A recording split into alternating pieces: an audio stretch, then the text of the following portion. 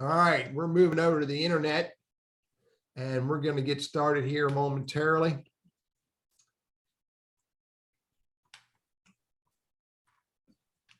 I need to see. There we go. Hey, you're on Lunch Conversations with Randy and Teddy. This is our show 102, I believe. Lunch Conversations with Randy and Teddy is sponsored in part by the Elder Law Firm.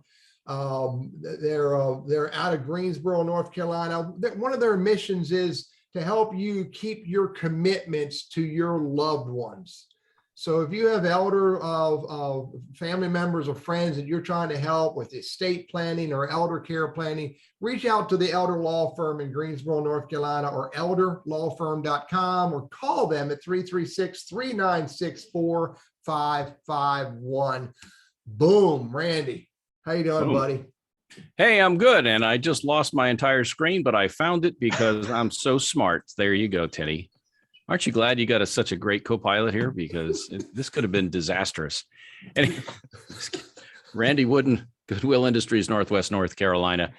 I've been up early today. It's been a long day already, but I run our professional center. And if you're so inclined and you're in a job hunt, and you know what, a lot of folks may not. Be serious for a moment. A lot of folks today are not necessarily in what I would call an active job search. I mean, because they have a job.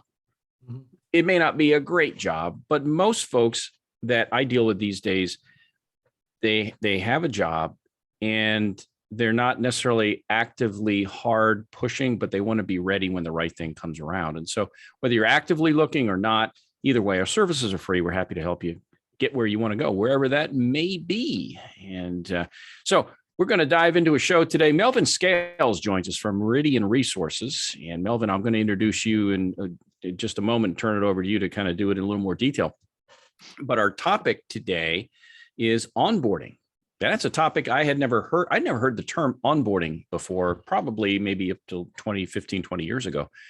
But that whole process. So whether you are an employer, you're a hiring manager, it's important to make that good impression, especially in today's market, because if you don't wow them and create what I'll call stickiness where they stay, it's a good chance that you may find that new hire goes down the street somewhere else, potentially. So also, if you are a job hunter and you do land a job, what are some things that you should be on the lookout for? What are best practices that what I'll call leading edge companies are using to make that onboarding process successful for both you and for the employers? We're going to cover all that stuff with Melvin. But Melvin, first of all, before we get into a whole lot more, Teddy's going to do the monitoring of the chat box, right? So Teddy's on that. If you have questions or comments for Melvin, let us know in the chat box. Also, what are you having for lunch today? And where are you watching from? So all of that, Simon says, do that now. And while you're doing that, let's turn it over to Melvin. Melvin, good to see you, my friend. It's been 2 days. It's like we talk all the time. Absolutely. Well, yeah. Welcome. Thank you so much. Thank you, gentlemen. Yeah. It's a pleasure to be with you this afternoon. I have been really looking forward to doing this. It's a nice part of my day to kind of get away from the day to day and then to talk with you and everyone that's on your show today. You mentioned, Randy, you said, hey, you never heard about onboarding. Well, onboarding, it's a really relatively new term. Back in the day, years ago, and I'm sure people on the call, and I know Teddy remembers this, that, the department that handled all of that stuff used to be called personnel. Right. And their whole reason for being was to hire and fire. And there was nothing else in between. It didn't matter. And now, 15, 20 years ago, we've kind of rolled into this HR function, human resources. Yeah. So, the major difference between personnel and HR is as it relates to this world of getting people acclimated and getting them on board, is that personnel people looked at it as it's basically an orientation. You're going to have a one-day orientation and then go for it. That was it. And here's a book. Good luck. And I hope that your career goes well.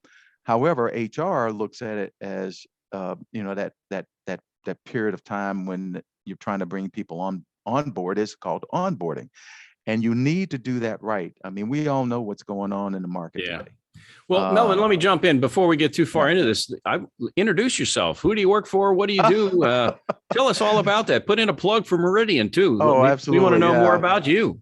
Yeah. Oh, thank you. Thank you so much, Randy. Yeah. And also, you just got your doctorate. Didn't you get a doctorate here in the last while back, I think, right? So I used the COVID downtime to really push hard on that. So my name is Melvin Scales, and I've been in the talent management world, executive coaching world for now almost 25 years.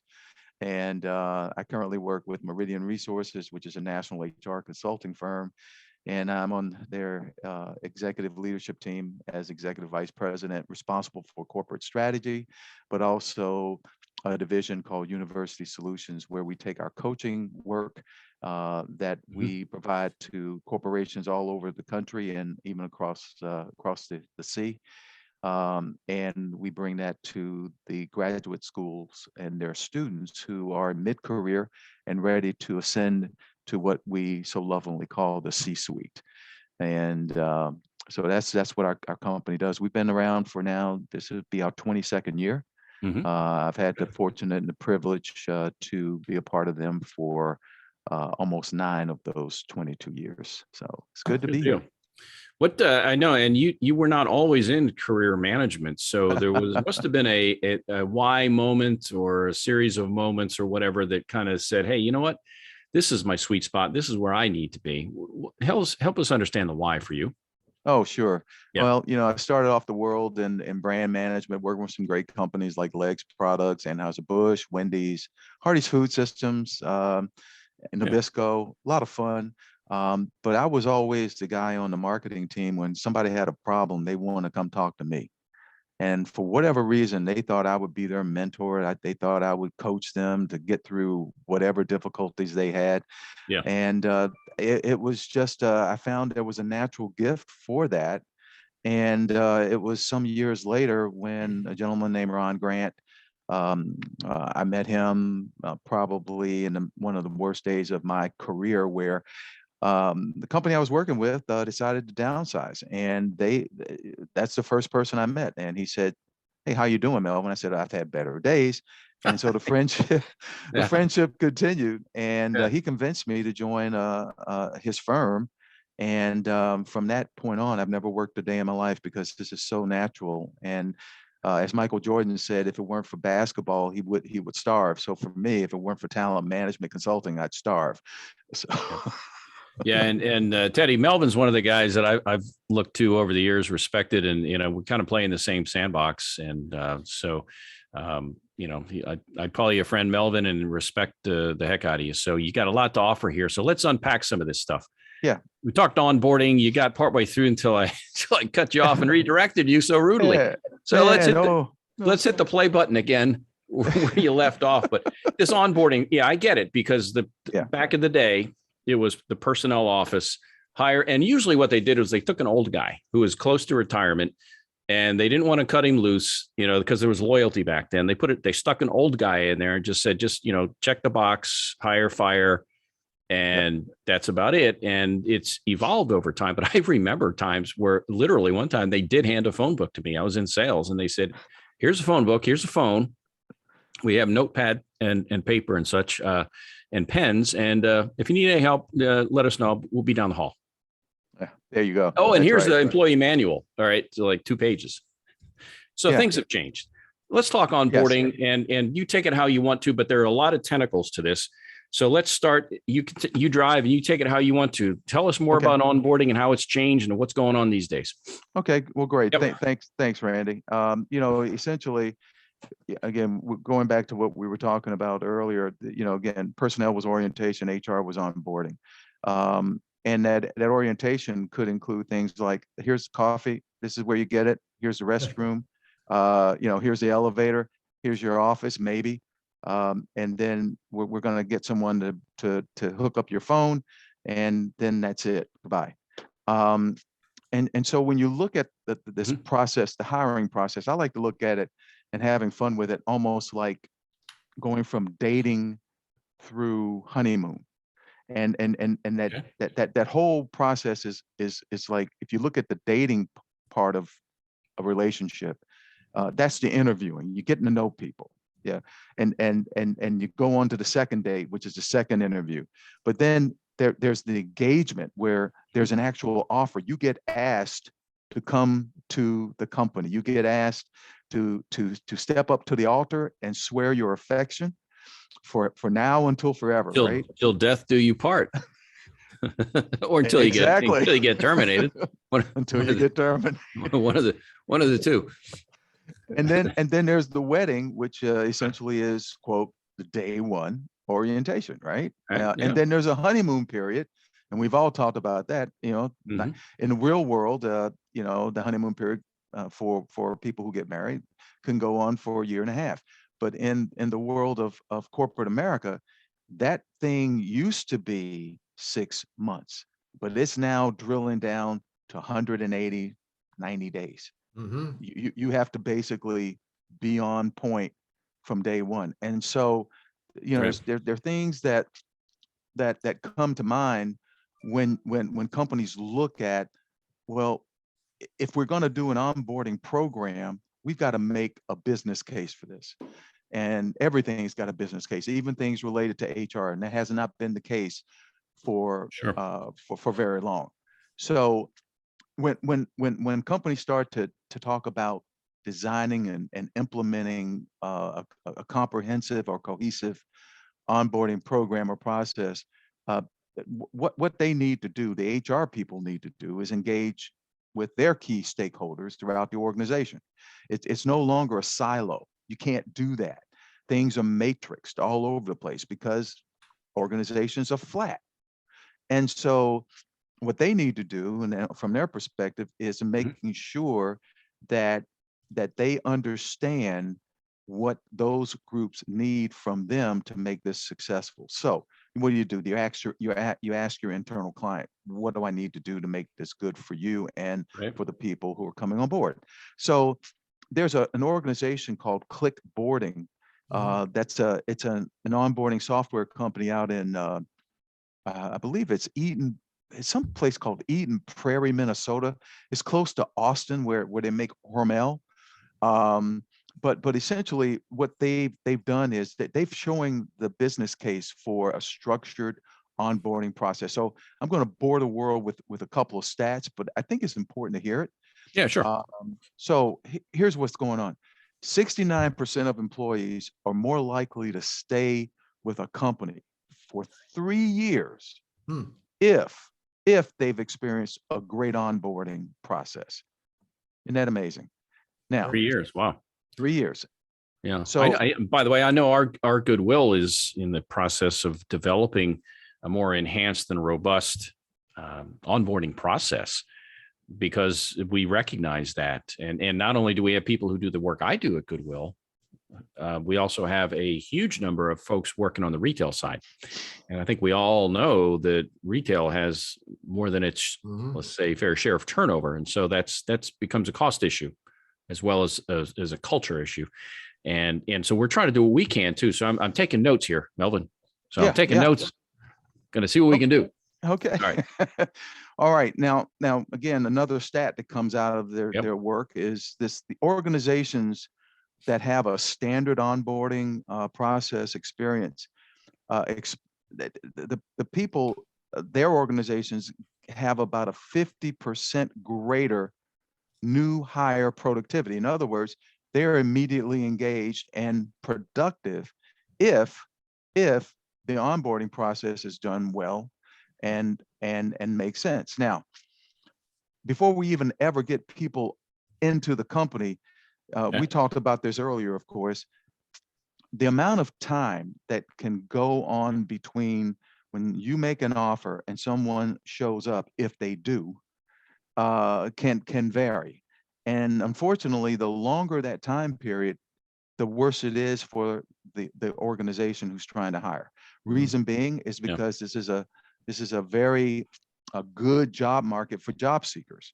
and companies are doing everything they can to make sure that they get people on board, the right people on board, because they just can't find the talent. So you might offer a job to someone and they'll say, yeah, when do you want me to start? Well, yeah, we'll see you in about a month. And then they hear nothing from you between that point and when they show up at the door. You have a high risk of losing that person to another competitor. Yeah. And I remember back in the day when the smiling and dialing we had, well, not a rotary dial, Teddy. It was not like the phone you have, but it was a push You've button. never used one of those, Randy? I'm not that old, Teddy. Come on. Yeah, you know, I'm a young hipster over here. But anyway, when I started in headhunting, started in recruiting back in the early, when I did, my boss said something that stuck with me to today, and that is time kills all deals. Mm-hmm. Time kills all deals, or it can kill all deals. And that was stressed upon us that, okay, acceptance, start date, that window of time when that candidate has that firm offer in hand, that's when it's most dangerous or most likely. Now they can shop that around. And if you give them 3 weeks, a month, 2 months, whatever, they're going to shop that around because they don't really owe you anything other than if their own morals dictate that, hey, I'm going to stick this out and see. And that's a huge thing. I mean, and I think we'll get into that from a candidate standpoint. But point is, if you've got that offer in hand and you're good with it, now you're playing with house money. And if you can find something better, why not?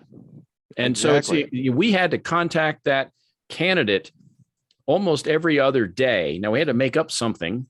Like, hey, you know, it's raining today. How are you doing? You know, whatever. We had to make up something every other day or third day just to keep tethered to these guys and take their temperature to see what's going on. And they still lie to you. So whatever. But back to it brought up an old war story. And I just wanted to share it because we've had that happen so many times over the years as a recruiter. It really does happen. Yeah. And that's that they've got a new term for that now these days. It's called ghosting. Ghosting or no show. Yeah. Exactly. Well, look, you know, when you look at it, they're like, I know everybody who's with us today, and certainly you too. I mean, you've bought a diamond in your life, right? For someone, and when you go to the jeweler, they always ask you, well, how much you want to spend, and then they get into this color, clarity, cut, and some other C. Carat. 4 C's. Yeah, the size of it. If you bought 4 of them, Melvin, you would never forget those 4 C's. You're right. You're right. Well, look, there are 4 things you've got to be aware of in this business case, and one of them is compliance. Now, what this means is that HR has to make sure that they're teaching the new employee about the legal and policy related issues that they should be concerned about. Then there's the clarification. HR needs to make sure that these new employees understand their new role, along with the related expectations. Then there's the culture part. HR has to make sure that they're focusing on exposing the new hires to organizational values and norms. And then finally, the connection, which is really the most important part. HR has to make sure that they're connecting these new hires to personal relationships and information networks internally. And so they need to concentrate on culture and connection. And so, there are people that talk about onboarding, but look, you know what? Onboarding is the perfect time for people to tell their stories about the organization's history, the values, the people, the big picture vision for the future. And you know what?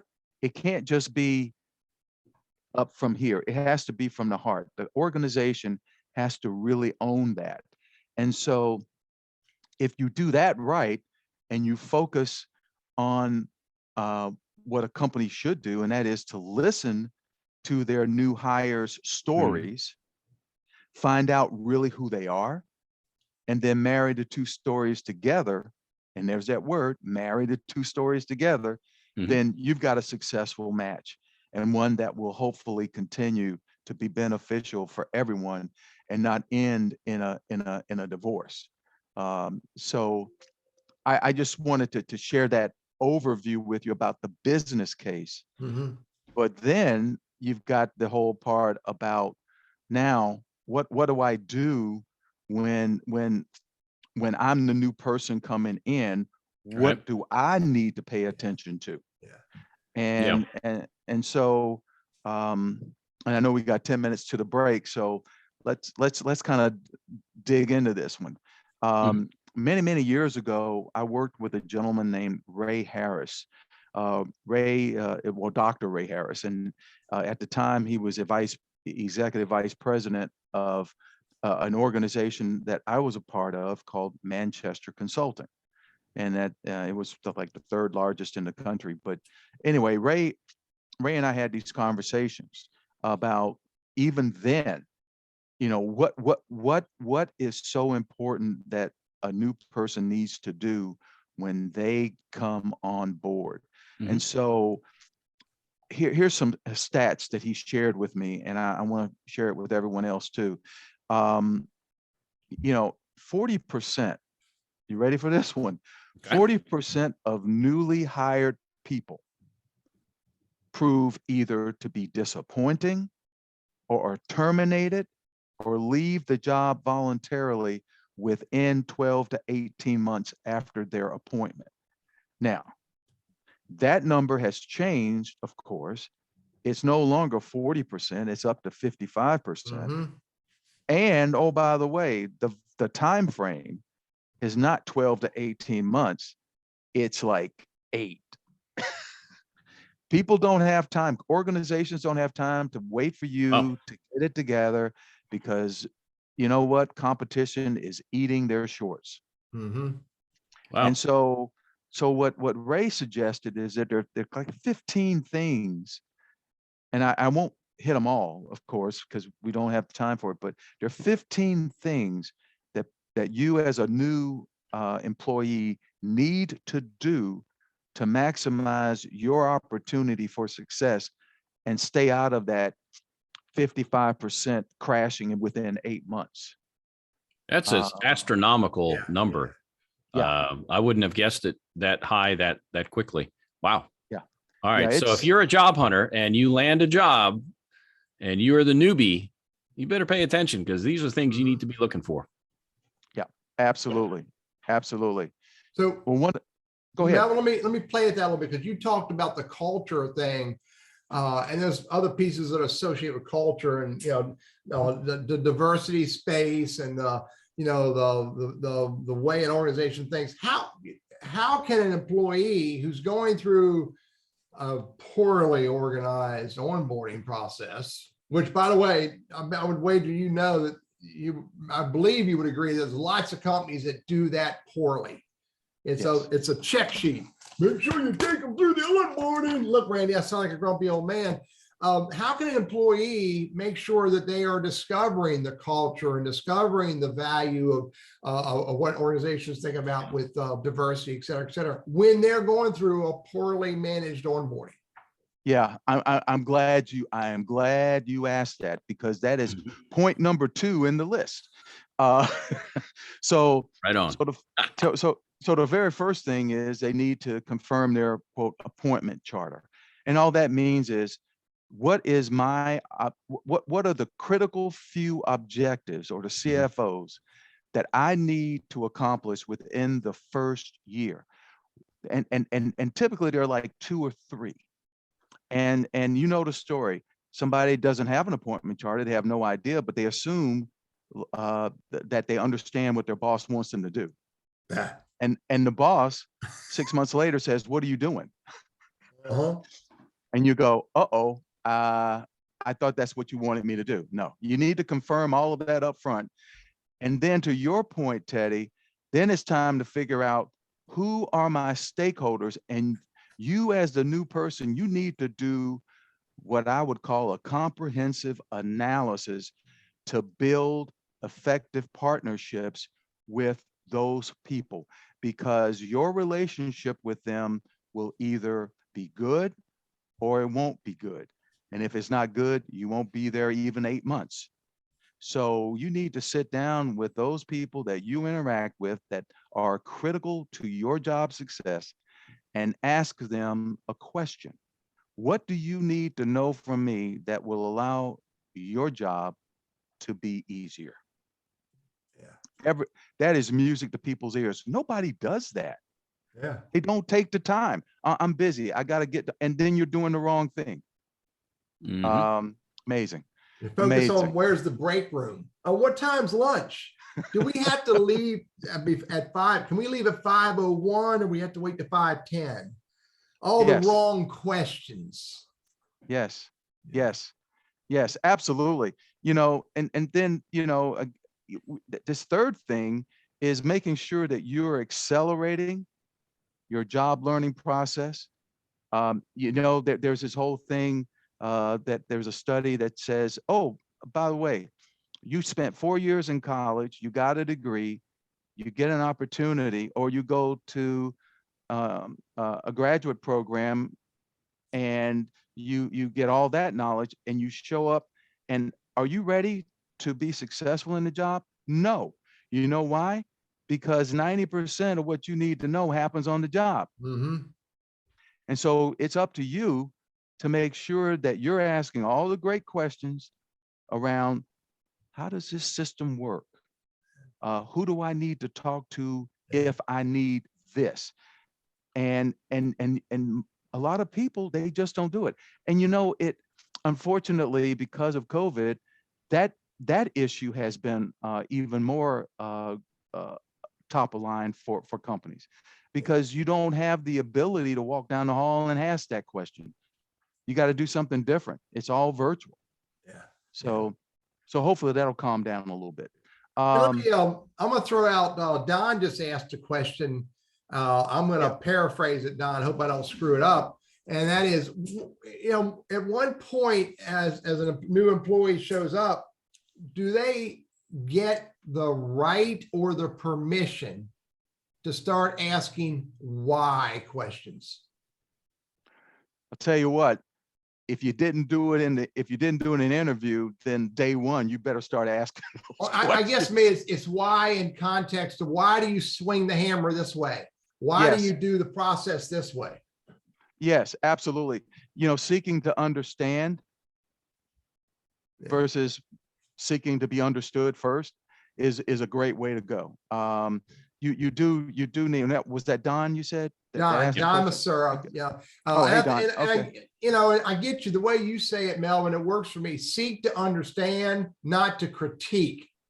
Yes. So as a new employee, you can ask why questions, even though you may believe there's another way and a better way to do it, but you got to understand first. Absolutely. Mhm. Absolutely. So let me build on that just for a moment before the break. Hey, we've got this, this other thing is called building strong first impressions. One of the best ways you can do is go in to say, hey, I need your help. I need your advice. People are delighted to give that to you. And all of a sudden you've got a friend, because they are sought, you're seeking a mentor and advice, and they love to do that. So now you're well on your way from making, that first impression. So again, before the break, the story goes like this. Do you remember the story about the mother, the daughter, and the grandmother who were baking a turkey for Thanksgiving, or was it a ham? I can't remember. Oh yeah, well, yeah. Anyway, so what they did was they said, hey, grandma brought out a pan, and the pan was really too small, and so they had a bigger turkey, and so they kept asking the grandmother, well, why are you using this small pan, and she basically said, because the turkeys were smaller. Well, guess what? The turkeys are bigger. Now we need a bigger pan. So if you ask the right questions, hopefully you get the right answer. So anyway, we're coming up on the break. So Teddy, I won't go further. Yeah. And, there's another story about the mom, the daughter, and the grandmother, and the young daughter was using measuring cups and measuring it perfectly. The mother was not as fine with that measuring. The grandma was just throwing stuff in the bowl. but it all came out good. They all just did it a little bit differently. So, Absolutely. hey, you're on Lunch Conversations with Randy and Teddy, and our special guest today is Mr. Melvin Scales, a good friend of the show. Randy and I have known him for years. Lunch Conversation appreciates the elder law firm's support for our show. Who's important to you and how you plan to honor your responsibilities to them? That's a question that's important to the elder law firm as well. And they want to help you honor that support by helping you with estate planning and with elder care planning. The elder law firm, Greensboro, North Carolina, 336-396-4551. Melvin, thanks for playing with me for that, that analogy. Brandy, back to you, buddy. Hey, we're talking about onboarding today. If you are new to a job, what are things you need to have on your radar as you kind of assimilate into the new culture and new company? And also, if you're a hiring official, you're in the human resources or in the people department, as I think Goodwill is renamed instead of human, it's our chief people officer. It's all about people and how we engage with each other inside the organization, and how can we be the most effective we can be. All right, we're talking Melvin Scales. Melvin, you were in the midst of a David Letterman top 10 countdown kind of a thing, but what are some things if you are a newbie in a company that you need to have on your radar to make sure you can do the right thing at the right time and stick around? All right. Well, thanks Yeah. so much. All right. Well, look, the last thing we talked about before the break was this whole idea of building strong first impressions, and we know the best way to do that now. And hey, the next thing is, and again, I'm not hitting them all, but I'm hitting the ones that are really key. Yeah. When you get a new role, it is likely that someone internally was being considered for that role, and they did not get it. So if you're a new person within the organization, and you're managing people in this case, it's probably a very, very good idea to have a heart-to-heart with the person or persons who were unsuccessful for that role, because they can do some things to really rock your world in a negative way if you're not aware of what you need to do. Basically, you want to be a graceful winner. You want to be a graceful victor, and give them their props, so to speak. Ask them for their help, get them involved in your mission, because if you don't, they will become totally disengaged and can really, again, as I say, rock your world for all the wrong reasons. Let me ask you, Melvin, how forthcoming are employers if you ask that question? Are they really going to let you know where these landmines could be within the company? Are they really going to do that? Maybe they will, maybe they won't. I don't know. Yeah. No. No, HR is called risk averse management 101. That they will not risk doing that. The only time you're going to find out if there were other people in the mix internally is when you're told you didn't get the job. Well, why didn't I get the job? Well, we had an internal candidate. Oh, okay, great. Thank you. So you just have to ask around when you get there, and ask around, hey, who else raised their hand for this thing? Is that pretty much? You definitely, once you're on board, yes. Yeah. Okay. Absolutely. But HR is not going to give it to you. I didn't think they would, but Nope. I just thought I'd ask. Nope. Okay. All right. Again, as you're doing that part of it, then it's up to you to create what I call a 12-month roadmap. You want those critical few objectives. You're going to have to create a plan around that. Could be bullet points, but then you want to take that plan. You want to take that plan to your stakeholders, and your stakeholders, depending upon your level in the organization, your stakeholders could be people that are on your team, people, of course, that you report to, people that would be your peers, and you want to say, hey, help me shoot holes in this. Help me understand, because I need your help to make this work. Because once people give that input, then there's buy-in, and you can't do anything without the buy-in. And again, this is one of the most important things is, don't sit there when you are given a question from either people that report to you or your peers or someone that you report to and pretend like you know the answer. That is not good. You need to be very upfront and say, you know what, I really don't know the answer to that one.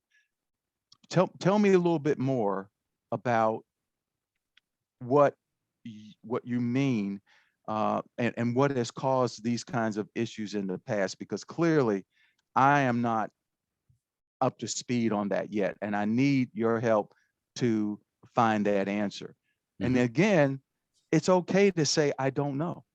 Yeah. As a matter of fact, the older I get, the more I say that. Yeah.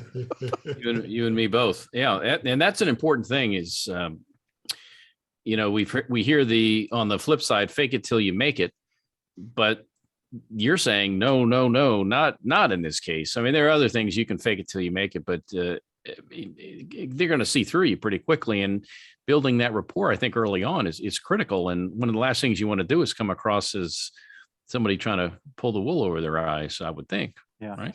Yeah. I think I just saw that question from Mr. Chan. Is that right? Dean, yeah.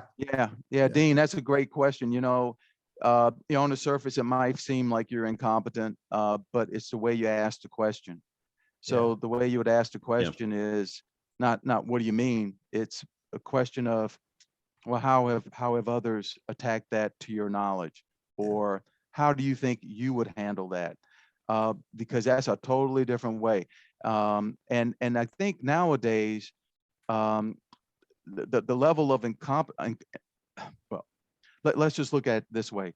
Companies are now saying, you know what, these skill sets that you need to have, in other words, emotional intelligence and things that are related.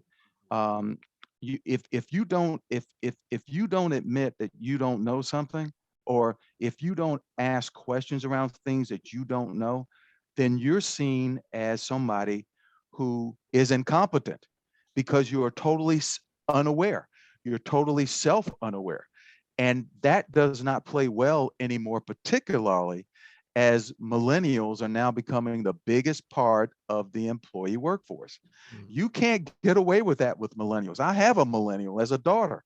I can't say to her, oh yeah, Kelly, just do this and it'll go away. Oh no, she'll question it all day long. And if I ask her in the right way, though, she's very helpful. So I'm just telling you, the world is changing. It's no longer, post-war generation people in the seats of authority. It's people now who are, the oldest ones in the millennial are now 40, and they're running the companies. Yeah.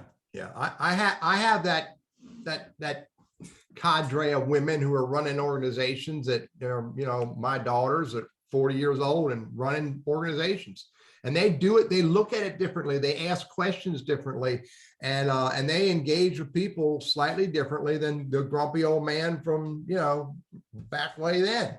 Absolutely. It's more collaborative in its efforts. And that's just the way it is. And that's a good thing. Yeah, it is. So yeah, things change. So we're talking with Melvin Scales of Meridian Resources about the onboarding process and how things have changed since we had hair. Let's just say that. So it's been a while. It's been a while ago, but things have changed. And so as a candidate coming on board, you've talked about that early on stage and asking questions, not being afraid to say, in effect, I need more information to address that, and you'll get it. So now, are we moving into the 60, 90 day, and where are we in this kind of spectrum of time here now? Because you mentioned timeline is important. So you don't want to lose these guys. So where are we in the timeline right now? What do we need to look for? Yeah, with all of that's going on in the first 90 days, that list. So again, I didn't say everything that's available for you, but again, in the interest of time, but I would be happy and to share that list and that review with you, so you can share it with your listeners. It'd be fine. Yeah, drop it, Melvin. Send it to me, and I'll put it on the YouTube channel. Okay, great. Yeah, thank you. All right, you're welcome. All right, so what we've been focused on here is, initially we wanted to talk about laying the getting level set, laying the groundwork for what's really happening in the market, what's happening with companies, what's happening with people who are candidates. And then we focus more for the last 20 minutes or so on, hey, this is what you as an employee needs to do. But now we got to switch shoes and say, now, you companies, you HR people, this is what you need to do to make this work. And so we're going to start again from, the start date through the first 90 days.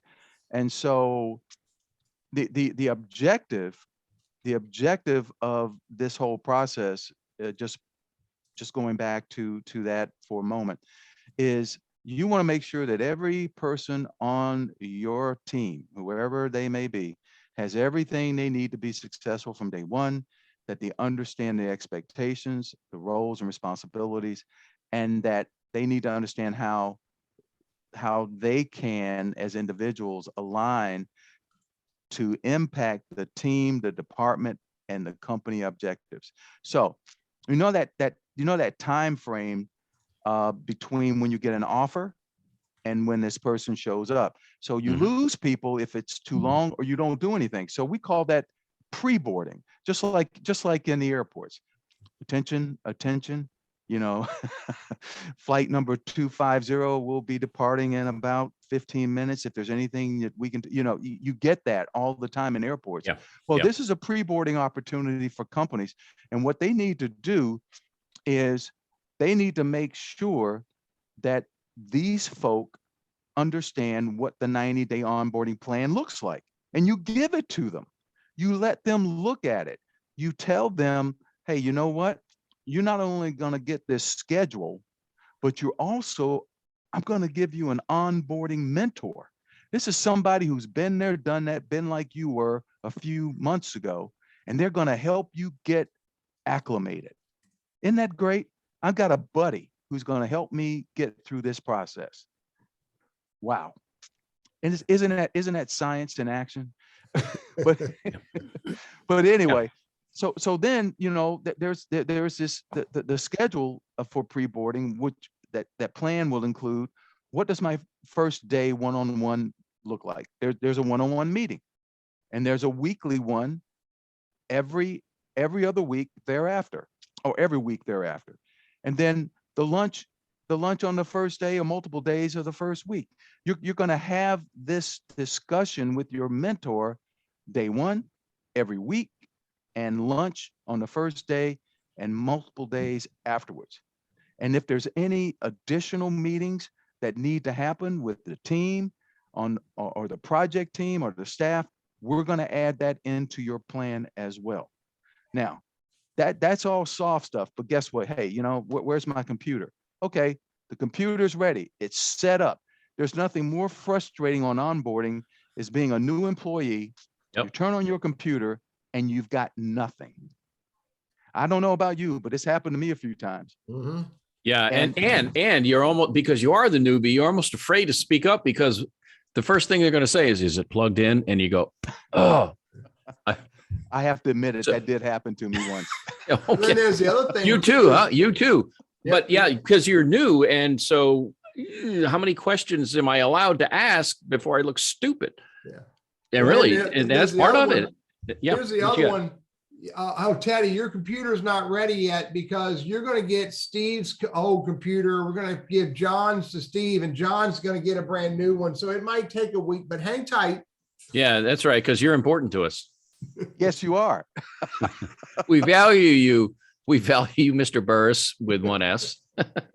Yes, we value you. We value you for as long as we're dating you, and and through the wedding process. But then when the honeymoon's over, I'm sorry. Okay. Yeah. So my attorney will be in touch. All right. So, hey, so you got the computer, you get that ready and get it set up, and it's working, it's operational. There's nothing for this person to download. All they have to do is turn it on and everything's there. And by the way, have IT do the orientation with them too, to make sure that they have that down. So the other thing is Yeah. If there's any office supplies necessary, either ship it to their house or have it ready in their office space, wherever that is. So the other part is, now you got that down. Now you're going to call the new hire before they get there. And you're going to share a high level overview of the roles and responsibilities again. Going to tell them if they're coming into the office, where they should park, what time they should arrive, where to go once they get into the building.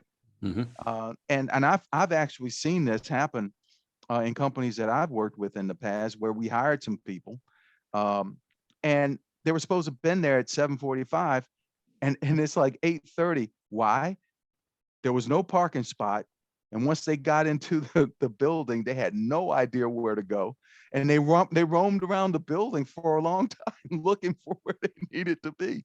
So you got to do that. You got to make sure that they are comfortable in all those little details. And then, of course, you want to share the name of the onboarding mentor and the overview of their role. And then, boom, you email the new hire, the 90-day plan, the corporate onboarding materials, and then also any recent videos or annual reports or anything that you might think will give them an idea about the company, and anything that might be even humorous that you might want to share about the team. So there's a lot of things that people are doing now with their teams. They're saying, they're giving them a bio sketch, but the bio sketch is a little different. It's not the one that you get from corporate, in a corporate way. It says so-and-so is from Kansas City, Missouri. His favorite food is barbecue.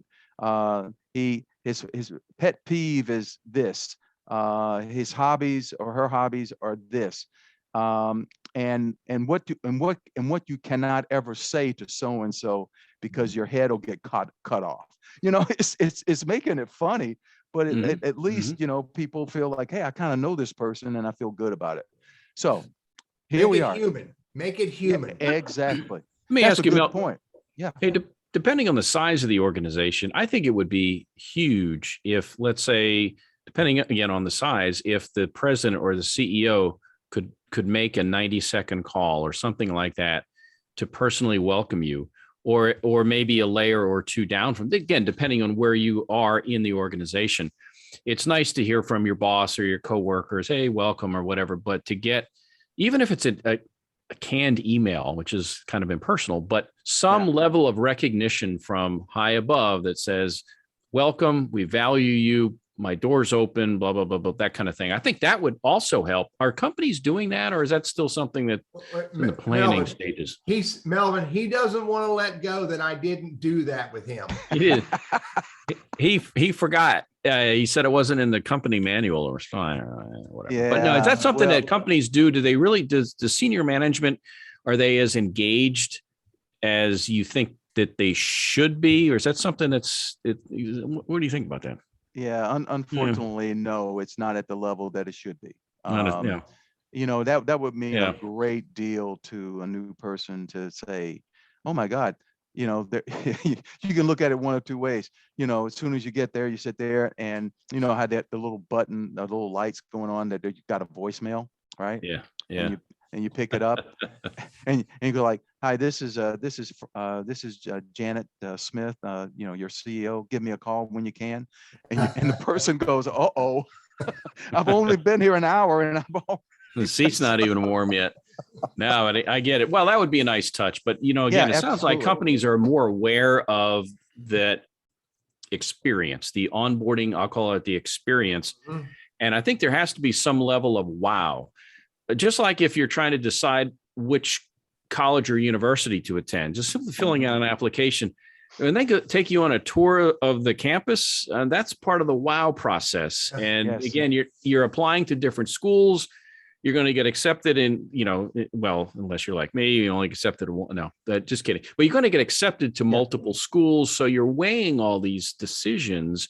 And it's important to maintain that contact. That's what I'm hearing from you. So we've got about another 6-7 minutes to dive into some things, and I'll ask you to summarize.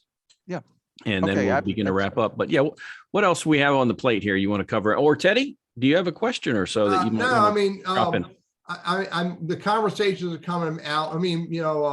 Dean asked the questions, how do you discover the company politics so you don't step on people's toes? And my response back to him is, I think that falls under the ask questions of not only your leaders, but also your peers. Develop that relationship with them. And I think, Melvin, as you develop those relationships, you'll find out where the, what's it called? The eggshells are. You'll find out where you need to be careful, because you bet he'll chop your head off if you drink her soda out of the fridge. Yeah. Exactly. Well, you mentioned something about making the onboarding process a memorable event.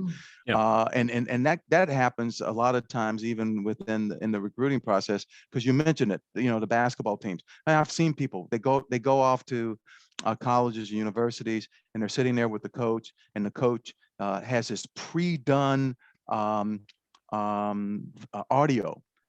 And the audio, it sounds like the place is full of people, and they're talking about, and oh my goodness, Wooden drives down the lane and he scores at the last second, and they're going to the NCAA. And the person goes like, I'm here, I'm going to be on this team, right? Yep. Well, one of the things that we used to do, even within Anheuser-Busch, was when we were bringing people on board, we actually did have an onboarding process, which was really good.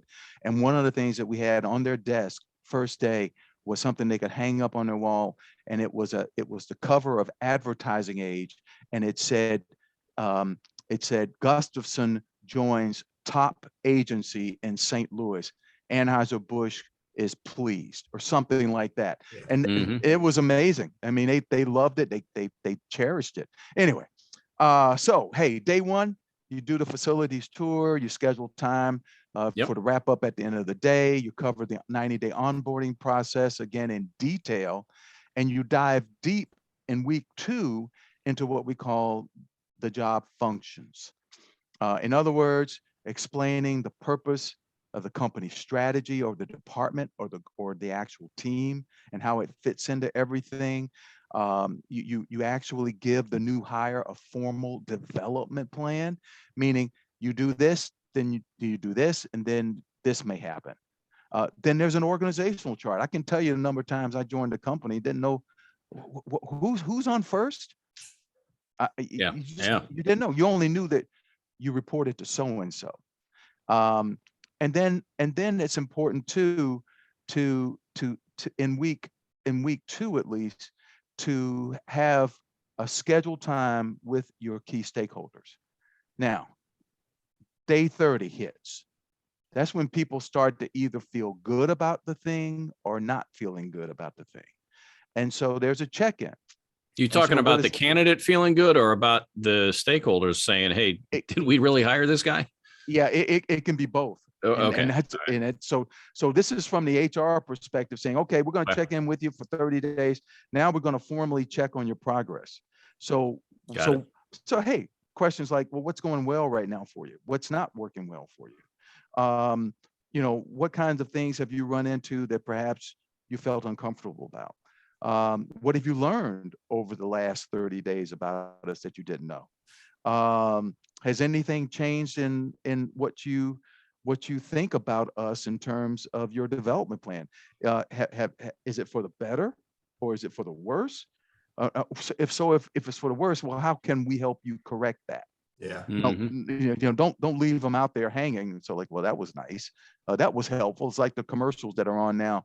Someone's a little bit is a little bit depressive, or and they sit there and they say, well, I asked how I could feel better, and my dad said, well, just feel better. Well, no, that's not the answer. All right, so double the amount of time. There's a 60-day check-in, and again, you're formally checking in on the progress for this person. You're asking them to highlight what can you do right now to maintain your productivity and success. And oh, by the way, now it's time to identify some areas in which we can improve. So in other words, what would have been the quick wins, or what can be the quick wins for you, and then what are the more longer term opportunities? Now, That's all well and good. But now all of a sudden, here we are getting towards the very end of what we call the honeymoon period. Okay. And you're checking in again, HR, checking in with the person. Hey, does this person, does he or she feel that they have been given everything that they need to be successful in terms of information, in terms of knowledge and support, resources? And again, if not, well, what do we need to change? And and then I love this one. This is one I like to use when I'm working with clients and we're coaching them. Say, look, what's been your biggest aha moment? What's been your biggest oh no moment? And what's been your biggest oh my God moment, either positive or negative? Yeah. Because it could be both. And if you don't ask the question, you just don't have a sense. So you have to, you don't wait, as you can tell by this plan, you don't wait until 90 days to have a check-in. You're constantly doing this, making sure that as people are going along in their onboarding, either before they get there or actually when they arrive and are on premise or on payroll, then these are the things you really need to do. Otherwise, you will have someone who may quickly start to fail, who will end up totally disengaged. And, you know, from a financial standpoint, if you're using recruiters, Randy, you said, hey, you're in the recruiting world. Yeah. How much do they pay a recruiter? What percent of the salary do they pay? 30%, 35%? Yeah, so it becomes an issue. Hey, I'm going to jump in here. We've got 4 minutes to wrap everything up. So if you can take a minute or so to give us a couple of talking points you want us to go away with, and then Teddy and I don't really have a story, Teddy, but I've got one that I got to share. But go ahead, Melvin. Good. So yeah, let's. What are some takeaways you'd like folks to have here? All right. So I'm going to focus on it with the person who is actually the employee. First things first. You better get on top of what is your appointment charter. What are the critical few objectives I need to accomplish in my first year? You also need to build a very strong first impression. And okay, class, how do we do that? Remember? Ask questions. Yes, we ask questions. Ask the right questions. Ask the right questions. Got that one right. Teddy, I got that one right. Do I get a raise for that? I don't know. Let's see.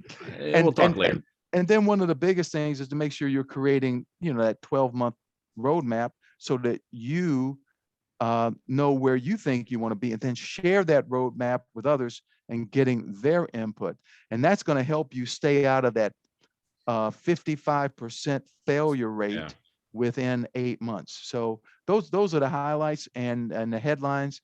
And again, I know your listeners hopefully get a lot out of this, but you know, at the end of the day, we could be here for an 8-hour workshop for all of this.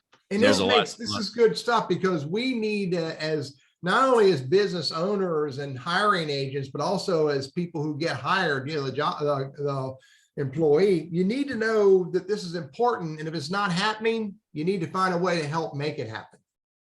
Absolutely. Yeah. And by the way, I'm going to show you gentlemen something too.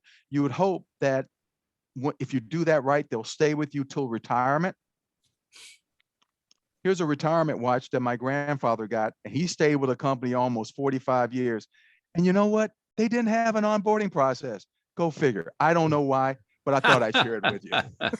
Hey, Melvin Scales with Meridian Resources. Thank you, buddy. And thanks for joining us, Executive Vice President over there. We learned all about onboarding from the candidate and from an employer perspective. Teddy, got a quick story, and then I'll mention our guest.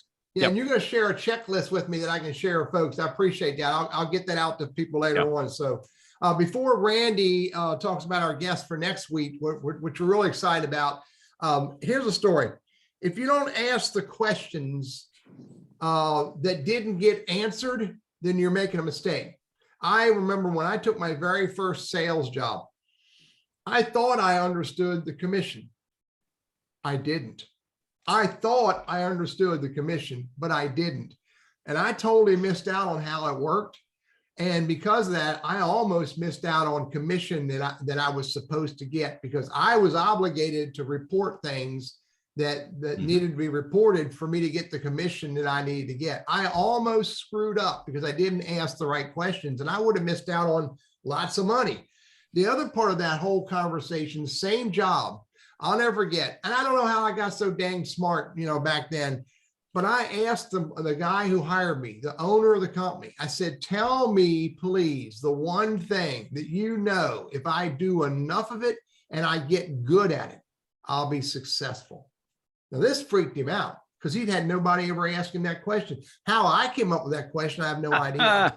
But I asked that question and he told me, and that's one of the reasons why I didn't stay there more than 5 years, because what he wanted me to do is something I didn't want to do. I'm with you. Hey, again, Melvin, thanks. Teddy, thanks for the story. I know we're short on time, so I'll spare the gory details on any stories. Just to say that times have changed, and if companies aren't modifying their onboarding process, they're going to miss out on retaining talent. So it's a big puzzle. We're trying to figure it out. Thank you, Melvin, for providing some roadmap for us. Next week, Catherine Perry, Executive Director for Leadership Winston-Salem, something near and dear to Melvin and in my heart. Melvin, you've been a past board president, I think, and I'm class of the greatest class ever of 2022. Leadership Winston, if you're looking to get involved in our community, great opportunity. But even if not with Leadership Winston, get involved, get off the bench, find something you care about, you're passionate about, get involved, because it helps you not only to develop yourself and your leadership skills, but it can also benefit you if you're a job hunter or if you are looking maybe to move up in your organization. So it's a good all around thing to consider. We'll take your comments and questions next time with Catherine Perry on the 30th. That's Wednesday, the 30th at 11:55. So Teddy, I'm all done. Melvin, unless thanks you've got something else. Yeah. Randy, good seeing you, buddy. And we appreciate the Elder Law Firm being a sponsor of our conversations. So we'll see you guys all next week. Take care. All right. Have a good week. See you now. Bye-bye.